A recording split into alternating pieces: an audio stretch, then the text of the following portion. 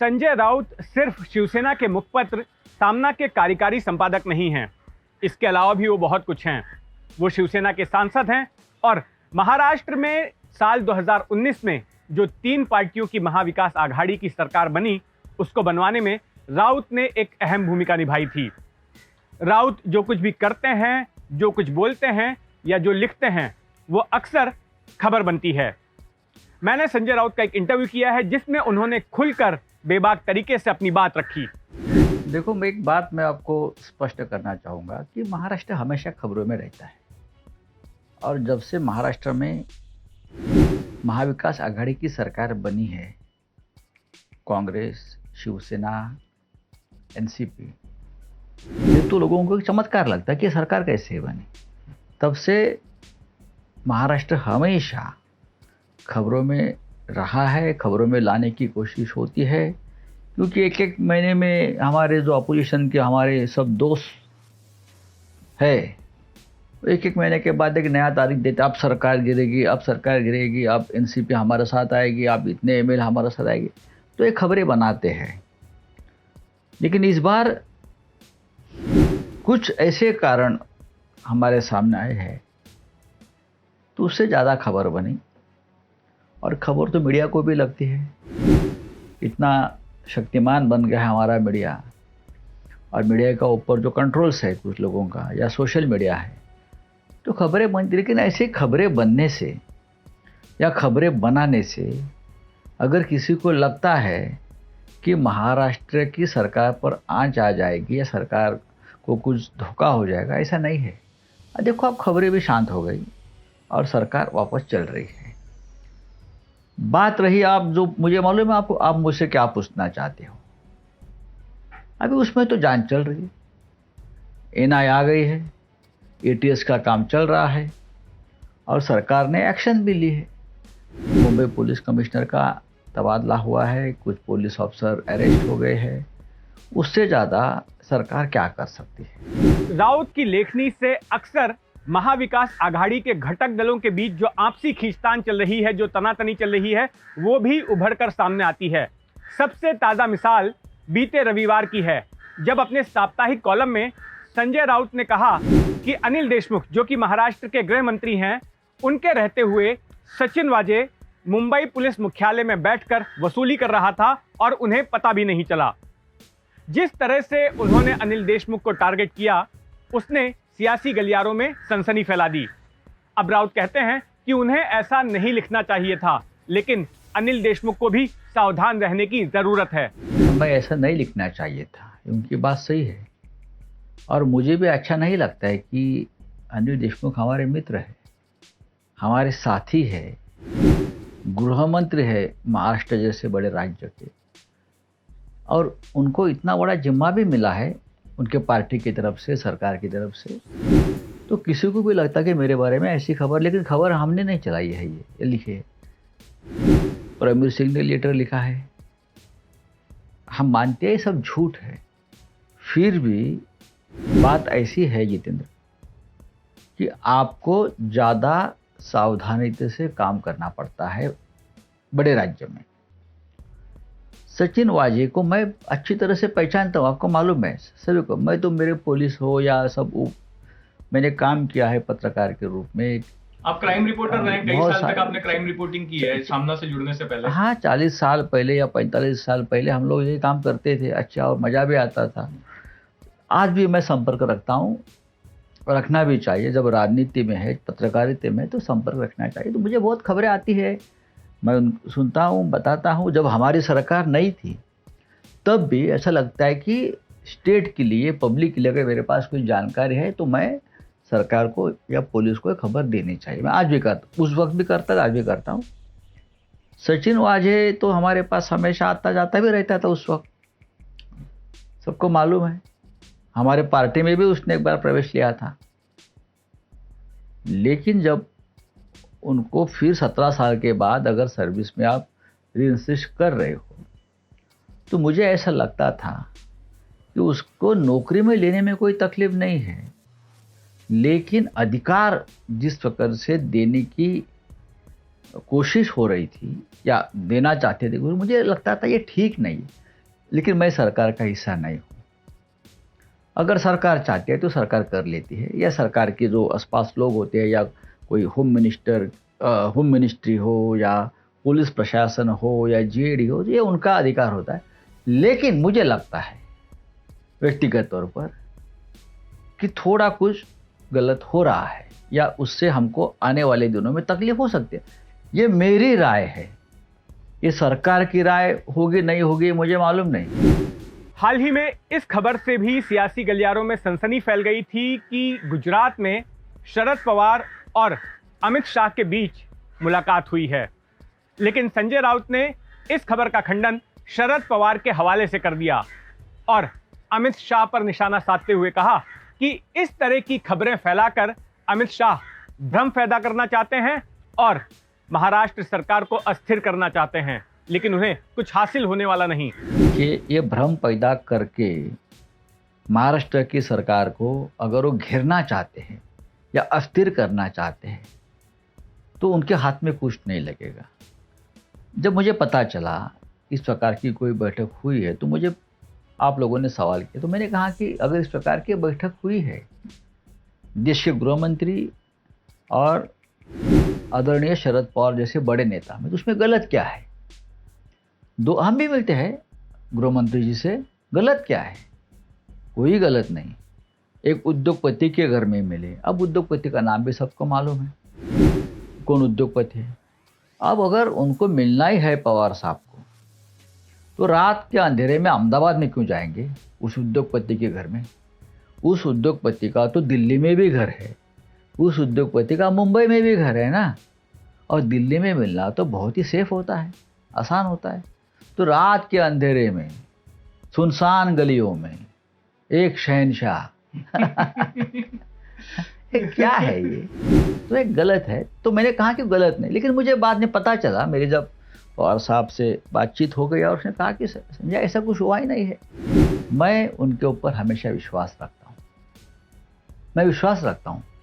जब पवार साहब ने ये कहा कि इस प्रकार की कोई मीटिंग हुई नहीं और ना कम्युनिकेशन हुआ है अहमदाबाद में, तो मैंने कहा कि मैं दावे के साथ कहता हूँ मीटिंग नहीं हुई है, बस। संजय राउत अपने पत्रकारिता के करियर में एक लंबे वक्त तक क्राइम रिपोर्टिंग कर चुके हैं और उनका कहना है कि क्राइम रिपोर्टिंग करने की वजह से वो जानते हैं कि कौन सा पुलिस अधिकारी कैसा है।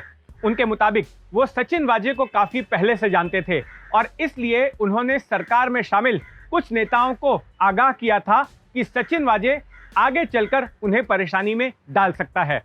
अगर कोई हमसे पूछता है तो बातचीत होती है, देखो ऐसा ऐसा हो सकता है जी। किसी भी व्यक्ति के बारे में अगर मुझसे कोई पूछता है तो मैं मेरी बात रखता हूँ सामने, क्योंकि मैं एक जैसा आपने क्या विभाग लिखने वाला और बोलने वाला आदमी हूँ। मैं मेरे मन में कुछ रखता नहीं दबा के, जो लगता है मुझे भला हो बुरा हो मैं बोल देता हूँ, लिख देता हूँ। जिसको जिस संदर्भ में वो लेना है वो ले सकते हैं।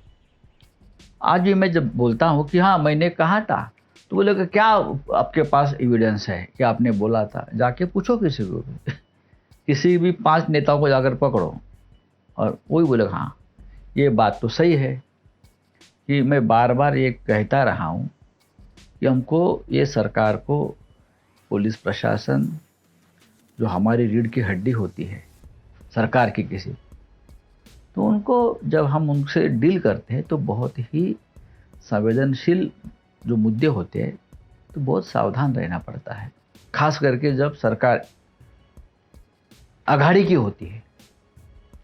3 अलग अलग विचारधारा की सरकार है यहाँ, तो बहुत ही अलर्ट रहना पड़ता है। तो ठीक है, अब जो हुआ वो हो गया, मैं मतलब उसको भूल जाना चाहिए। अब एनआईए जांच कर रही है, आपको 10 दिन आप स्टोरी देख रहे हो क्या हो रहा है क्या नहीं हो रहा है। हाल ही में महाराष्ट्र कैडर की आईपीएस अधिकारी रश्मि शुक्ला ने फोन टेपिंग के जरिए एक खुलासा किया था कि किस तरह से महाराष्ट्र पुलिस महकमे में ट्रांसफर पोस्टिंग का रैकेट चल रहा है। कुछ एजेंट्स पैसे लेकर राजनेताओं की मदद से कैसे पुलिस अधिकारियों को उनकी मर्जी की पोस्टिंग दिलवा रहे हैं। इस खुलासे के बाद सरकार ने कोई एक्शन तो नहीं लिया, लेकिन उल्टा रश्मि शुक्ला के खिलाफ कार्रवाई करने की ठानी। मैंने संजय राउत से पूछा कि आपकी सरकार ऐसा क्यों कर रही है, खुद विसल ब्लोअर के खिलाफ कार्रवाई क्यों की जा रही है? तो संजय राउत का ये दो टूक कहना था कि रश्मि शुक्ला विसल ब्लोअर नहीं है। रश्मि शुक्ला पुलिस महकमे में बैठी हुई बीजेपी की एजेंट हैं और उन्होंने जब महाविकास आघाड़ी की सरकार बन रही थी उस वक्त निर्दलीय विधायकों को डराया धमकाया था कि वो बीजेपी का समर्थन करें, ना कि महाविकास आघाड़ी का। यही वो अधिकारी है जो जो जो सरकार बन रही थी उस वक्त हमारी महाविकास आघाड़ी, तो अपने पद पर बैठे हुए इंडिपेंडेंट एमएलए को फोन कर कर के वो धमका रही थी कि आप शिवसेना बीजेपी की आप कांग्रेस एनसीपी शिवसेना की जो सरकार बन रहा है उनको सपोर्ट मत करना, आप तकलीफ में आ जाओगे, धमका रही थी। ऐसे लोगों को मैं विसल ब्लोअर नहीं मानता हूँ। मैं तो मानता हूँ ये बीजेपी की एजेंट थी। अब ये सामने आया है, ये तो पूरा मामला खुल गया है कि ये लोग अपने पद पर बैठे हुए किसको मदद कर रहे थे और किसके फेवर में रिपोर्ट देना चाहते थे, या ये रिपोर्ट की किसको मदद हो सके। लेकिन जो रिपोर्ट में लिखा है उसने उस हिसाब से कुछ हुआ ही नहीं है, तो रिपोर्ट गलत है। वो जो ट्रांसफ़र की बात है या प्रमोशन की बात है या पोस्टिंग देने की बात है, जो उस रिपोर्ट में जो लिखा है ऐसा कुछ प्रत्यक्षात हुआ ही नहीं है।